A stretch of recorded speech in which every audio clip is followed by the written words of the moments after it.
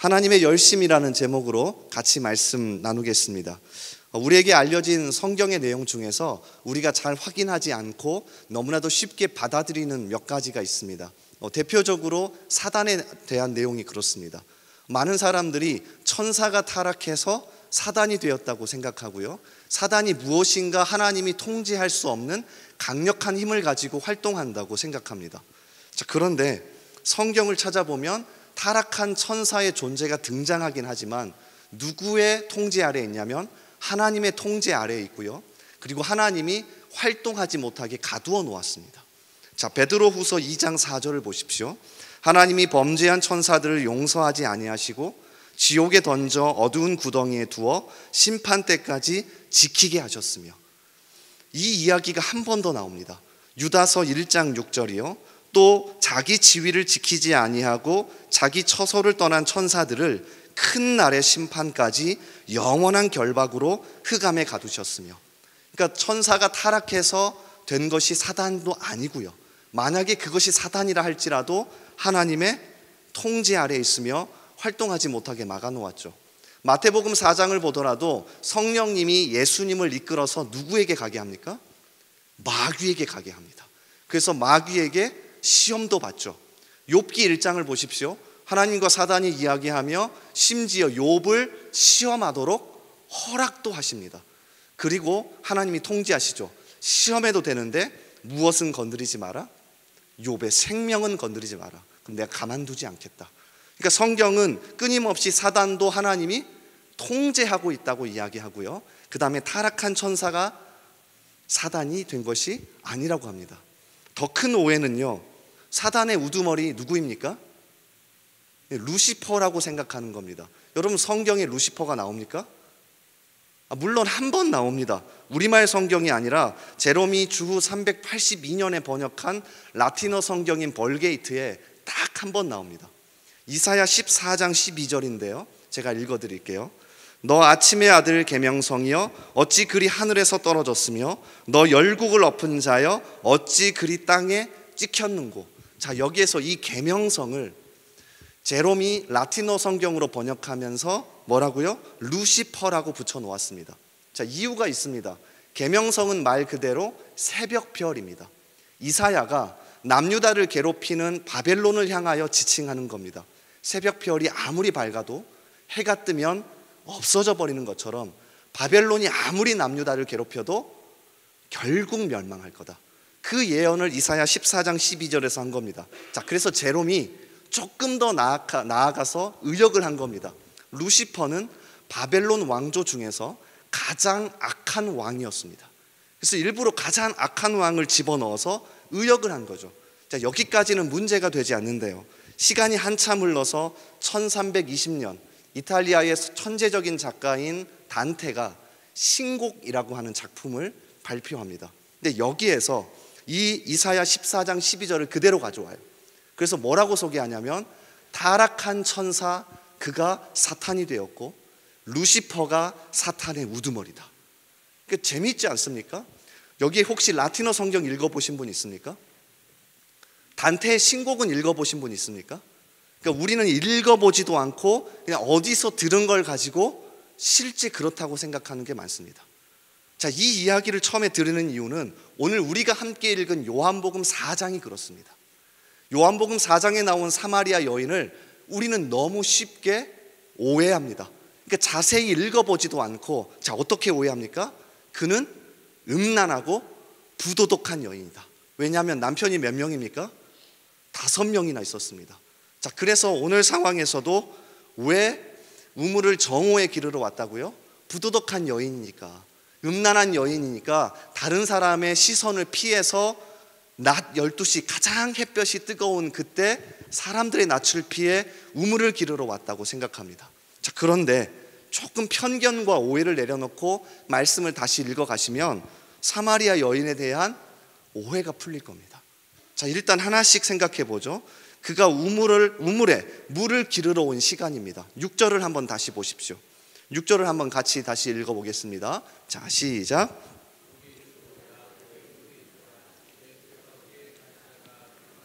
우물 곁에 그대로 앉으시니 때가 6시쯤 되었더라.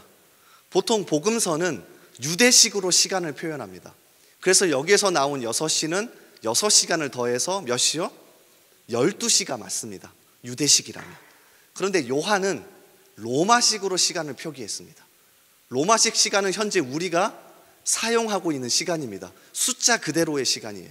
자, 대표적으로 요한복음 19장 14절에 보면 이 6시가 한 번 더 나옵니다. 언제냐면 예수님이 재판과 심판을 받기 시작할 때입니다. 정오가 아닙니다. 새벽 6시입니다. 그러니까 요한은 다른 복음서와 다르게 로마식으로 시간을 표기했습니다. 자, 그러면 오늘 우물을 기르러 온 이 여인이 6시에 기르러 왔다면 둘 중에 하나인 겁니다. 새벽 6시든지 저녁 오후 6시든지. 근데 예수님께서 제자들과 함께 여행을 하다가 피곤해서 들어갔다고 했으니 몇 시겠습니까? 오후 6시일 겁니다. 그러니 이 여인은 사람들의 낯을 피해서 우물을 기르러 온 게 아니라 그냥 오후 6시에 물을 기르러 간 겁니다. 더 한번 생각해 보아야 할 건 남편이 5이어서 음란한 여인이라는 겁니다. 여러분 조금만 한번 생각해 봅시다. 최근에 제가 무척이나 재미있게 보았던 드라마 하나가 있는데요. 제가 드라마 이야기를 많이 하니까 항상 드라마만 본다고 생각하시는데 그런 건 아닙니다. 밤에 피는 꽃이라는 드라마를 본 적이 있습니다. 그러니까 과부가 된 여인, 그러니까 결혼도 하기 전에 이제 남편이 데려와야 하는데 죽어버린 겁니다. 그래서 과부가 되어서 하얀 소복을 입고 평생 살아가는데 사람으로서 가치를 발휘하지 못합니다. 누가 없어서? 남편이 없기 때문에. 이게 500년 전의 이야기입니다.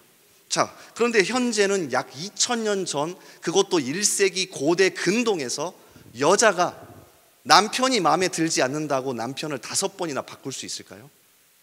바꿀 수 없습니다. 오히려 반대로 남자가 자신의 아내가 마음에 들지 않아서 이혼하는 경우는 허다했습니다. 참 이게 무서운데요. 성경 말씀을 그대로 이용했습니다. 신명기 24장 1절의 말씀인데요. 한번 띄워주실래요? 제가 읽어드릴게요. 사람이 아내를 맞이하여 데려온 후에 그에게 수치되는 일이 있음을 발견하고 그를 기뻐하지 아니하면 이혼 증서를 써서 그의 손에 주고 그를 자기 집에서 내보낼 것이요. 자, 여기에서 수치되는 일, 요걸 가지고 이혼 증서를 써주었는데요. 당시에 이 성경을 해석하는 데 있어서 가장 큰 영향력을 발휘한 사람들은 바리새파 사람들이었습니다. 이 바리새파 안에서도 두 종류의 학파가 샴마이 그리고 힐렐이라고 하는 학파가 가장 큰 영향력을 끼쳤는데 이 수치되는 일을 가지고 첨예하게 대립했어요. 일단 샴마이라고 하는 학파는 최대한 보수적으로 해석해서 이 수치되는 일은 아내가 성적으로 간음을 한 일을 뜻한다. 그래서 내 아내가 성적으로 다른 남자와 간음하지 않고서는 뭐 할 수 없다? 이혼할 수 없다. 그러니까 평생 책임지고 같이 살아야 한다라고 샴마이 학파는 해석했습니다. 그런데 힐렐이라고 하는 학파는 좀 개방적으로 해석한 겁니다. 그래서 이 수치되는 일을 폭넓게 적용하는 거예요. 참 어떻게 적용했냐면요, 음식을 태울 때, 그릇을 깨트릴 때 이혼할 수 있게 했습니다. 그러니까 여러분이 만약에 그 당시 1세기 고대 근동의 남자라면 이 두 해석 중에서 어디에 손을 들어주시겠습니까? 샴마이요? 여러분 거짓말하지 마십시오. 힐렐일 겁니다. 그래서 당시 사람들도 힐렐 학파의 해석을 좋아했습니다. 왜요? 마음대로 마음에 들지 않으면 이혼 증서를 써주어서 아내를 바꿀 수 있으니까. 그래서 실제로 말라기 2장을 읽어보면 유대 남자들이 젊은 이방 여자들과 결혼하기 위해서 조강지처를 벌이는 일이 허다했습니다. 이런 상황 속에서 그것도 모세 어경을 유일한 성경으로 믿는 사마리아에서 여인이 남편을 갈아치웠다? 불가능합니다. 자, 이렇게 생각해 보면 이 여인은 음란한 여인이 아니라 어떤 여인인 겁니까? 남자들에게 버림받고 상처받은 여인인 겁니다. 그것도 몇 번이나요? 5번이나. 자, 그런데도 요한복음 4장을 계속 읽어보시면 이 여인에게 아직 결혼하지 않았지만 남자가 한 명 더 있습니다. 독특하죠. 남편이 5이나 있었고 버림받았는데 현재 아직 결혼은 하지 않았지만 남자가 한 명 더 있어요. 이유가 뭘까요? 제가 아까 설명드렸습니다.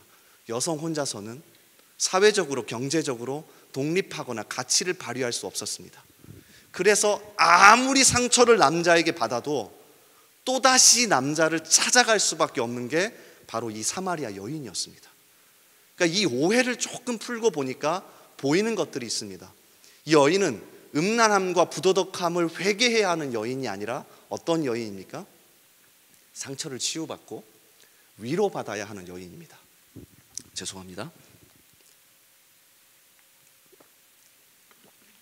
그래서 이 여인에게 예수님은 찾아가신 거고요, 이 여인을 위로하신 거예요. 자, 그런데 단순하게 위로만 하고 끝나지 않습니다. 하나님이 그리시는 더 큰 그림이 있어요. 그래서 이 부분을 오늘 같이 살펴보고자 합니다. 왜냐하면 예수님은 사마리아 여인만 이렇게 만나주시는 게 아니라 우리에게도 찾아오셔서 이렇게 만나주십니다. 크게 두 가지 부분인데요, 주님께서 이 사마리아 여인, 위로가 필요한 여인에게 찾아가셔서 무엇을 하시는지 한번 살펴봅시다. 그래서 하나씩 살펴보면서 내 삶을 돌아보고 또 주님을 만나고 힘을 얻는 이 시간이 되기를 주님의 이름으로 소원합니다. 자, 사마리아 여인과 만남에서 얻을 수 있는 첫 번째 교훈은요, 앞서 가시며 일하시는 하나님입니다. 어떻게 해요? 앞서 가시며 일하시는 하나님이라고요. 이 여인은 분명히 위로가 필요한 여인이 많습니다. 그런데 하나님의 관점은 하나 더 있는데요. 자, 3절과 4절을 한번 다시 보십시오. 주목해서 보셔야 합니다. 우리 한번 같이 읽어보겠습니다. 자, 시작.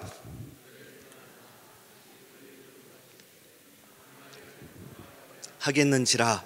자, 우리말 성경은 조금 강조점이 드러나지 않았는데요, 여기서 통과하여야 하겠는지라가 성경 원어로 데이라는 단어입니다.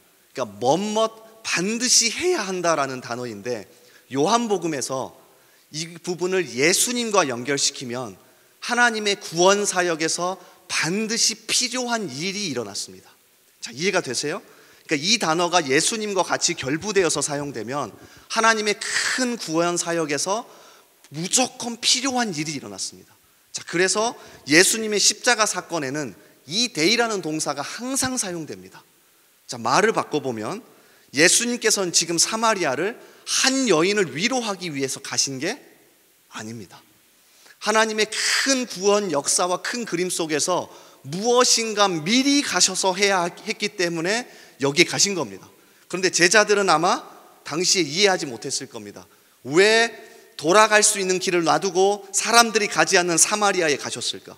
왜 저 여인과 이야기하셨을까? 그리고 요한복음 4장 40절을 읽어보면 바로 떠나지도 않으시고요, 며칠을 더 머무시죠? 이틀을 더 머무십니다.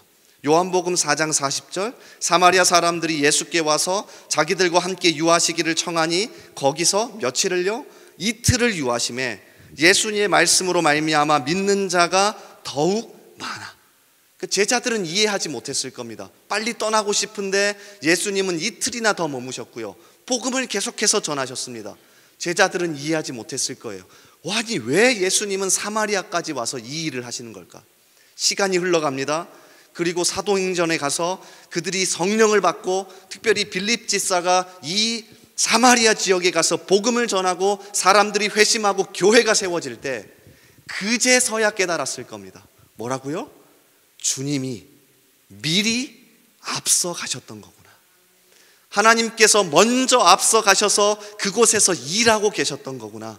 그러니 우리도 이러한 주님을 붙들고 흔들리지 말자. 아마 그렇게 생각했을 겁니다. 그러니까 사마리아에 예수님이 가신 건 우리가 어떻게 받아들일 수 있습니까? 우리의 삶에서도 미리 앞서 가셔서 일하시는 하나님을 붙들고 흔들리지 말자. 이걸 우리가 적용할 수 있는 것 아닙니까? 그래서 요한복음 연구의 대가인 D.A. 카슨이 이 부분을 참 재미있게 해석했더라고요. 자, 한번 들어보십시오. 예수님은 요한복음 4장에서 그냥 사마리아에 가신 것이 아니다. 그는 미리 앞서 가셔서 사마리아 복음화를 위한 전초 기지를 만드셨다. 이해가 되세요? 강해 설교의 대가인 박영선 목사도 이 부분을 오늘 설교의 제목처럼 하나님의 열심이란 단어로 표현합니다. 들어보세요. 하나님의 열심이 사마리아를 변화시킬 준비를 하고 있었다. 하나님은 우리가 이해할 수 없는 그 순간에도 미리 앞서 가셔서 일하고 계신다고요. 그 제자들이 나중에 사마리아 여인의 사건을 생각하면서 무척이나 강력한 힘을 얻었을 겁니다. 현재의 삶이 이해되지 않아도, 현재 우리가 이어가는 모든 일들이 이해되지 않아도 누가? 하나님이 미리 앞서가셔서 우리를 위해 일하고 계신다. 이걸 붙잡아야 하는 것 아닙니까? 그래야 현재 아무리 흔들리더라도, 현재 삶이 아무리 어렵더라도 그 앞서가신 하나님을 붙잡고 나아가는 것 아닙니까? 그러니까 제자들이 이 사건을 기억하면서 다시금 힘을 냈을 거예요. 현재 절대로 하나님 우리 혼자 내버려 두지 않으신 거예요. 확실하다. 지금 하나님이 없는 것 같아도 아니다. 미리 앞서가셔서 일하고 계신다. 우리 이런 하나님을 붙들고 다시금 일어서자. 오늘 이 밤이 이러한 진리를 다시금 확인하고 일어서는 그런 시간이 되기를 주님의 이름으로 축복하고 소원합니다. 우리는 에스더 6장을 보더라도 명확하게 알 수 있습니다. 제가 무척이나 좋아하는 성경이고 또 신방을 하면서도 참 많이 나누는 말씀인데요. 에스더 6장 1절을 보면 아하수에로 왕이 밤에 잠이 오지 않아서 궁중 역대 일기를 꺼내다가 읽히게 합니다. 자, 이렇게 시작해요. 그날 밤에 왕이 잠이 오지 아니함으로 명령하여 역대 일기를 가져다가 자기 앞에서 읽히더니, 여기에서 그날 밤은 에스더가 죽으면 죽으리다라고 결단한 다음에 그 다음날 드디어 하만과 결판을 지으려는 그날 밤입니다.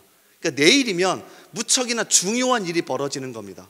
아하수에로 왕이 하만의 손을 들어주면 유대인이 다 죽고요, 아하수에로 왕이 에스더의 손을 들어주면 유대인들이 살 수 있는 겁니다. 바로 그 전날 밤입니다. 근데 그 전날 밤 하필이면 왕이 잠이 오지 않습니다.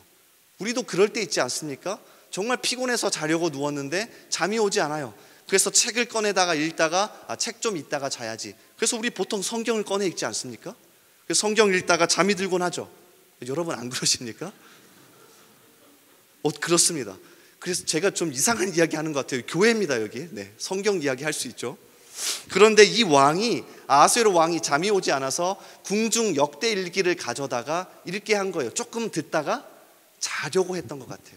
자, 그런데요, 일기를 읽다가 하필이면 흥미로운 내용을 듣게 되는데 이어지는 2절입니다. 그 속에 기록하기를 문을 지키던 왕의 두 내시 빅다나와 데레스가 아하수에로 왕을 암살하려는 음모를 모르드게가 고발하였다 하였는지라. 자, 이 내용은 에스더 2장에 나옵니다. 자, 제가 읽어드릴게요. 에스더 2장 제일 마지막에 이 일기에 대한 이야기가 또 나와요. 조사하여 실증을 얻었으므로 두 사람을 나무에 달고 그 일을 왕 앞에서 궁중 일기에 기록하니라. 에스더의 사촌 오빠인 모르드게가 왕을 암살하려는 음모를 막아주었습니다.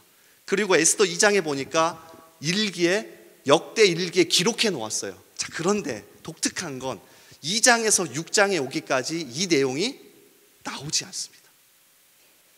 여러분이 모르드게라고 생각해 보십시오. 왕을 암살하려는 음모를 막아주었는데요, 심지어 역대 일기에 기록도 되어 있는데 왕이 자기를 챙기지 않습니다.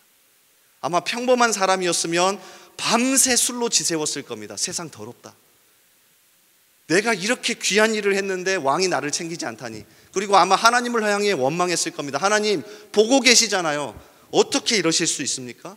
그런데 2장에서 6장에 오기까지 모르드게의 원망과 불평을 찾아볼 수가 없습니다. 왜요? 모르드게는 아마도 이 순간에 미리 앞서가셔서 일하시는 하나님을 바라보고 있었을 겁니다. 걱정하지 말자, 왕이 나를 챙기지 않아도 진정한 왕이신 하나님이 미리 앞서가셔서 나를 챙기고 있을 거야. 자, 그 이야기가 바로 오늘 6장에 나오는 겁니다. 자, 그래서요, 유대 랍비들이 이 히브리어로 된 구약 성경을 헬라어로 바꾼 게 70인경인데 이 70인경에 해석을 아예 집어넣어서 성경을 번역해 버립니다. 자, 제가 읽어드릴 테니까 한번 보십시오. 그래서 에스더 6장 1절을 이렇게 해석해요. 그러나 주님께서 그날 밤 왕의 잠을 달아나게 하셨다. 그러나 주님께서 그날 밤 왕의 잠을 달아나게 하셨다. 물론 랍비들이 해석을 집어넣는 것이긴 하지만 눈여겨볼 만합니다.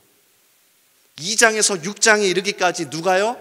하나님이 미리 앞서가셔서 일하고 계셨던 겁니다. 우리 이 하나님을 붙잡읍시다.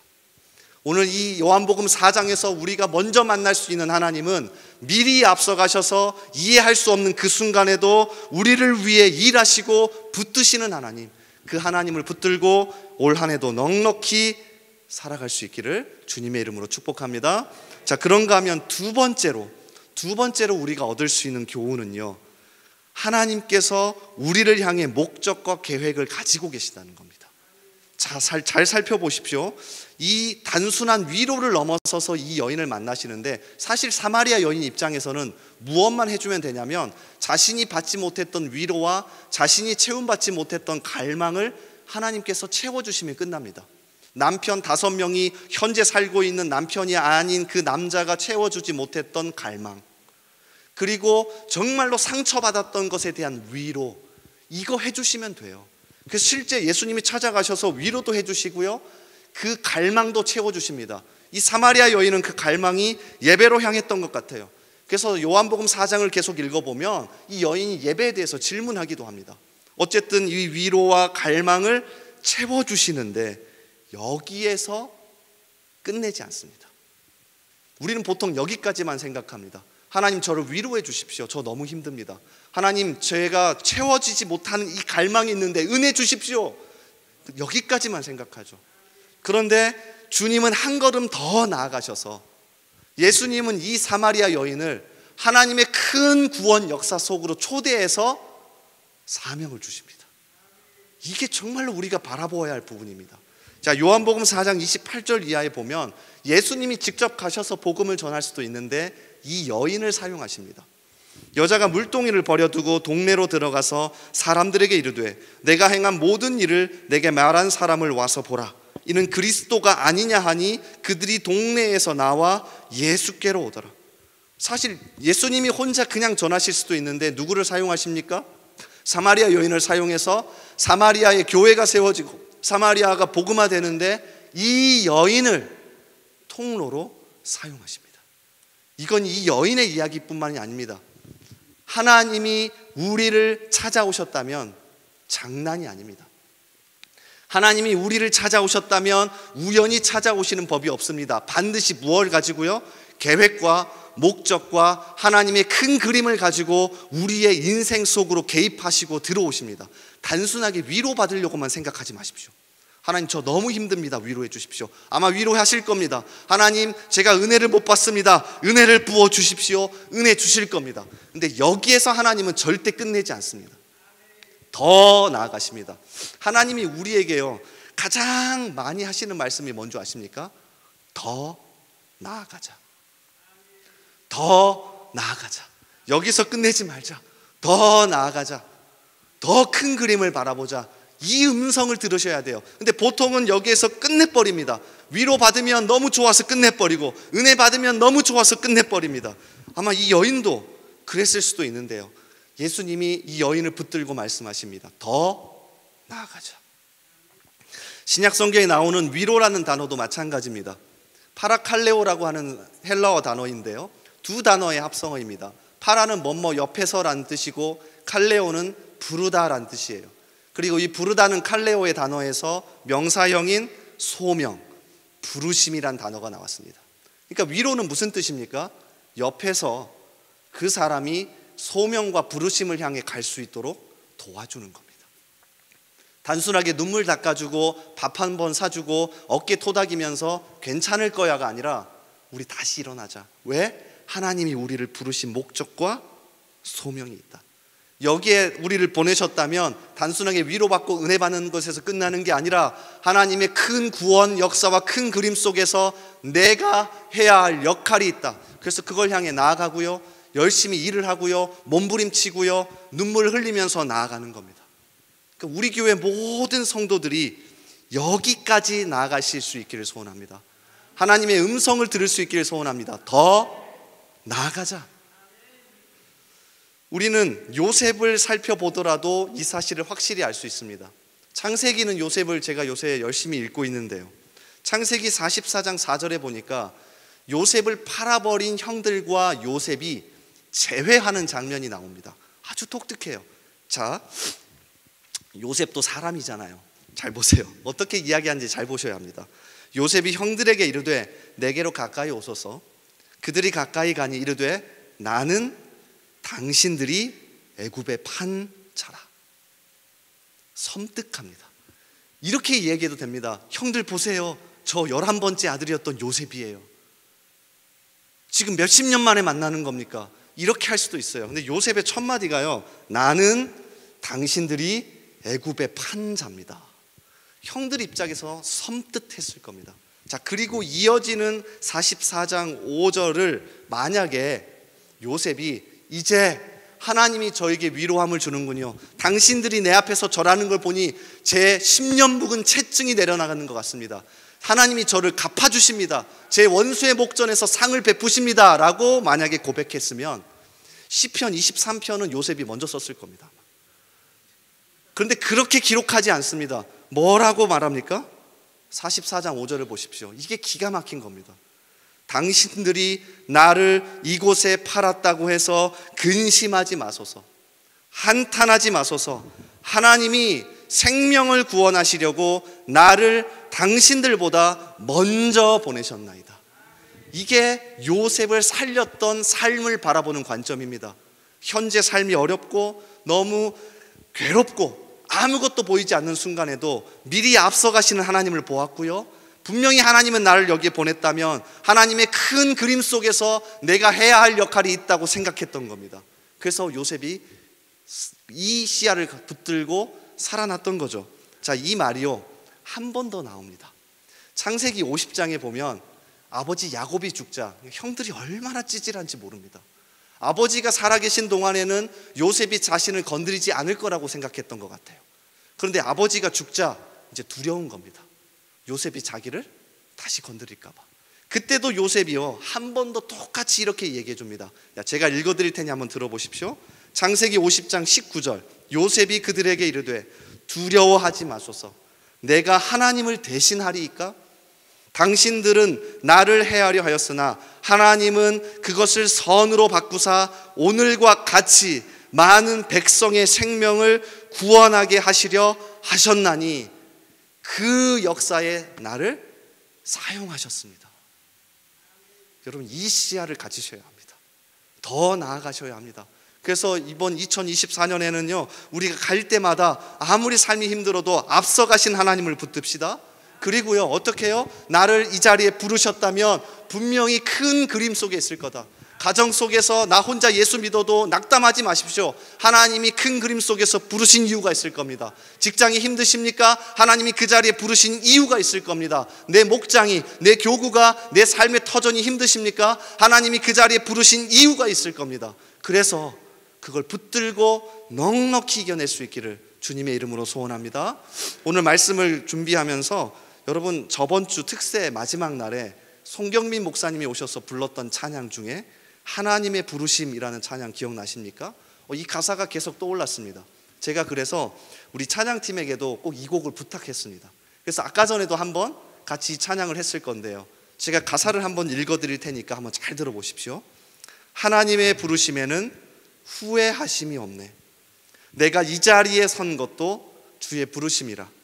하나님의 부르심에는 결코 실수가 없네. 나를 부르신 하나님의 신실하심을 믿네. 작은 나를 부르신 뜻을 나는 알 수 없지만 오직 감사와 순종으로 주의 길을 가리라. 때론 내가 연약해져도 주님 날 도우시니 주가 주의 놀라운 그 계획을 나는 믿으며 살리.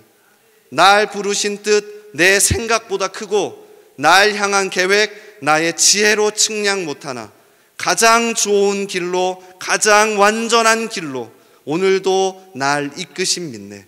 신실하신 주를 찬양해. 이 찬양의 가사처럼 오늘 요한복음 4장을 떠올리면서 넉넉히 이겨낼 수 있기를 주님의 이름으로 소원합니다. 우리 찬양을 가장 먼저 하실 텐데요, 우리 찬양팀 나오셔서 같이 찬양하면 좋겠습니다. 방금 제가 읽어드린 이 가사를 기억하면서 우리 함께 찬양합시다. 하나님이 나를 이 자리에 부르셨습니다. 우리 교회, 우리 가정, 우리 직장, 우리 삶의 터전에 나를 먼저 보내셨습니다. 아니, 하나님이 먼저 가서 일하시고 우리를 부르셨습니다. 그 하나님을 붙들고 그 큰 하나님의 구원 역사 속에 더 나아가자. 반드시 나를 이끄실 거다. 그 마음으로 이 찬양하면서 하나님 앞에 더 나아갑시다.